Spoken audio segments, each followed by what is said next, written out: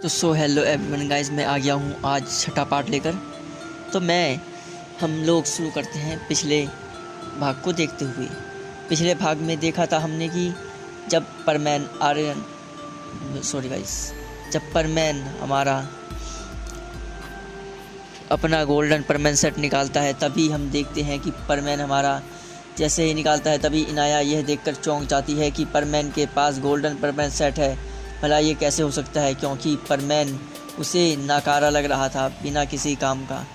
यह देखकर उसे परमैन को काफ़ी ज़्यादा गुस्सा आता है, लेकिन वह शांत रहता है। वह जानता था कि अगर वह गुस्सा करेगा तो भला कैसे काम चलेगा, क्योंकि अगर उसने भी गुस्सा करने लगा तो काफ़ी ज़्यादा दिक्कत खड़ी हो जाएगी।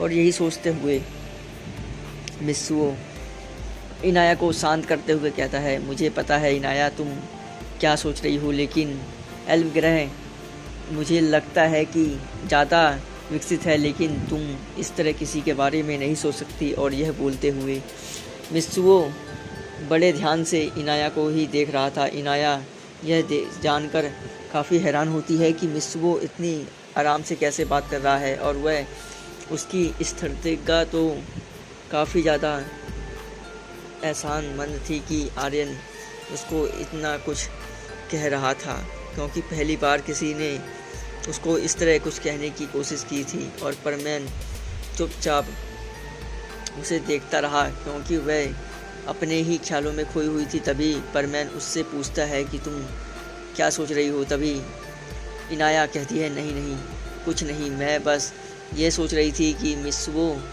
हम लोग यहाँ से बाहर कैसे निकलेंगे। तभी मित्सुओ कहता है, बस तुम देखती जाओ। और यह बोलकर वह परमैन दीवार में एक मुक्का मारता है, जिससे कि पूरी की पूरी दीवार ही ढह जाती है, और उस दीवार से बहुत बड़ा होल हो जाता है, जिससे कि इनाया और परमैन निकल जाते हैं। लेकिन जैसे ही वह दीवार टूटती है, वहाँ पर रेड बत्ती में एक सायरन बजने लगता है, और उस सायरन बजते ही सबको पता लग जाता है कि परमैन और इनाया दोनों ही भाग चुके हैं। यह देखकर वह बूढ़ा साइंटिस्ट काफ़ी ज़्यादा क्रोधित हो गया था। वह जानता था कि अगर ये दोनों भाग निकले तो उसका पर्दाफाश हो जाएगा और वह बहुत ही जल्दी पकड़ा जाएगा, सरकार उसे छोड़ेगी नहीं। और यही सोचते हुए वह काफ़ी ज़्यादा डरा हुआ था, इसीलिए वह जल्द ही निकल जाता है। और जैसे ही वह निकल के जाता है, उसी वक्त इनाया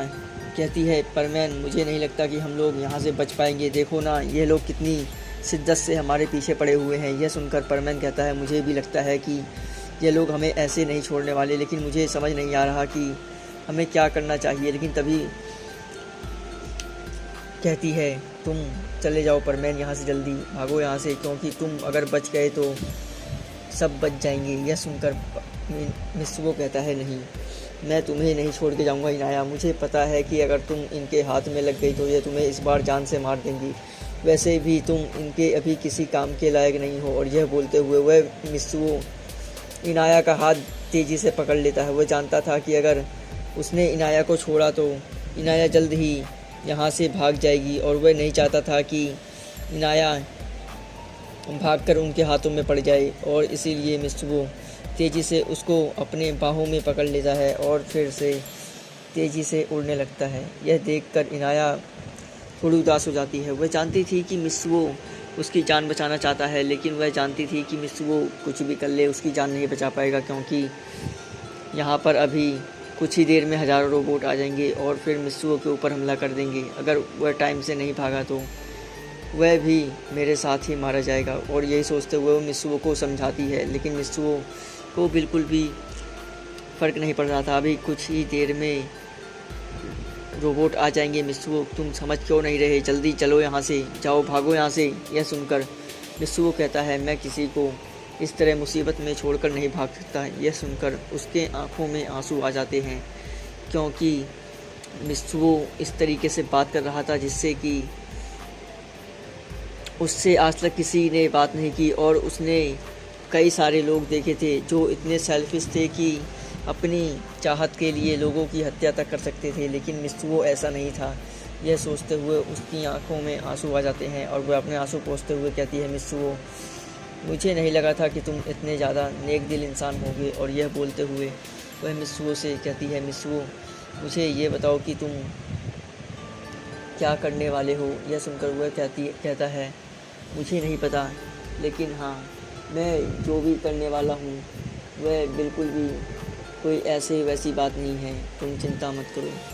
मैं अभी इनसे लड़ने वाला हूँ, क्योंकि मुझे नहीं लगता कि हमें अब भागने का कोई भी मौका मिलेगा। और यह बोलते हुए वह मित्सुओ को देखती है। जैसे ही मित्सुओ यहाँ से जाने की कोशिश करता है, तभी उसके सामने एक बहुत बड़ा रोबोट आ जाता है और वह मित्सुओ के ऊपर अब हमला कर रहा था। यह देखकर मित्सुओ भी अपना मुक्का मारता है और दोनों के मुक्के आपस में टकराते हैं। तभी वहाँ पर जोरदार धमाके की आवाज़ आती है।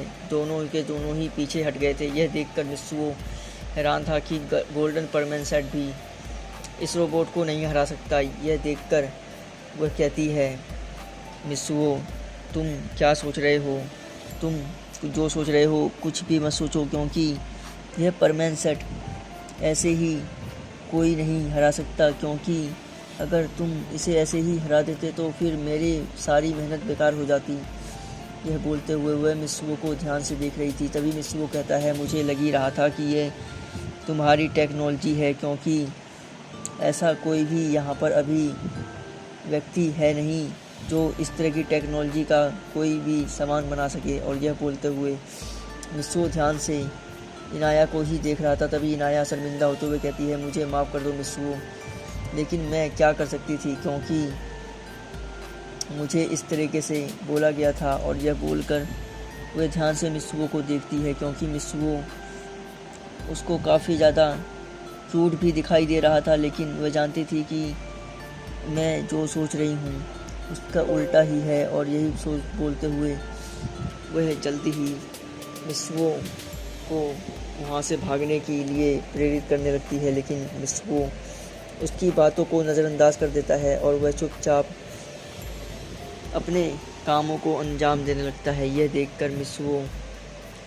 की बारे में देखकर वह काफ़ी ज़्यादा क्रोधित हो जाती है, लेकिन फिर कुछ देर बाद सोचती है और कहती है कि तुम मित्सुओ कभी नहीं सुधरोगे। और यह बोलते हुए वह मुस्कुराकर मित्सुओ को देखती है, जिससे मित्सुओ काफ़ी हैरान हो जाता है और कहता है कि तुम क्या सोच रही हो इनाया? यह सुनकर इनाया कहती है, बस कुछ नहीं, बस मैं तुम्हारे बारे में ही सोच रही थी कि तुम किस तरह के व्यक्ति हो। यह सुनकर आर्यन हैरानी से बोलता है, तुम्हारा क्या मतलब है? तभी इनाया कहती है, मेरा मतलब कुछ भी हो, लेकिन यह मैं समझ गई हूँ कि तुम एक अच्छे इंसान हो। लेकिन आर्यन एक बात ध्यान रखो कि कोई भी अच्छा इंसान हो या बुरा, पहले उसे जीवित रहना पड़ता है। और यह बोलते हुए वह मित्सुओ को देखने लग जाती है और बोलती है, मित्सुओ तुम भागोगे या नहीं? लेकिन तभी मित्सुओ कहता है, नहीं, मैं किसी को पीठ दिखाकर नहीं भागता, और वैसे भी अपने दोस्तों को मैं इस तरह छोड़कर कभी नहीं जाऊंगा। यह बोलते हुए वह इनाया को खींचते हुए भागने लग जाता है। इधर जैसे ही आर्यन यहाँ से भागता है, उसी वक्त वह पायान, पाको और बूबी को भी बुला लेता है। तभी पाको, पायान, बूबी जैसे ही वहाँ पहुँचते हैं, वह देखते हैं कि इतना भयानक हमला हुआ है। यह देखकर पायान और बूबी भी काफ़ी ज़्यादा हैरानी से परमैन को ही देख रहे थे, क्योंकि उन्होंने भी नहीं सोचा था कि परमैन इतना भयानक तरीके से हमला करके वहाँ से भागेगा। लेकिन अब वह लोग भाग चुके थे। इससे पाको काफ़ी खुश थी। वह कब से रो रो कर उसका बुरा हाल हो गया था, क्योंकि मित्सुओ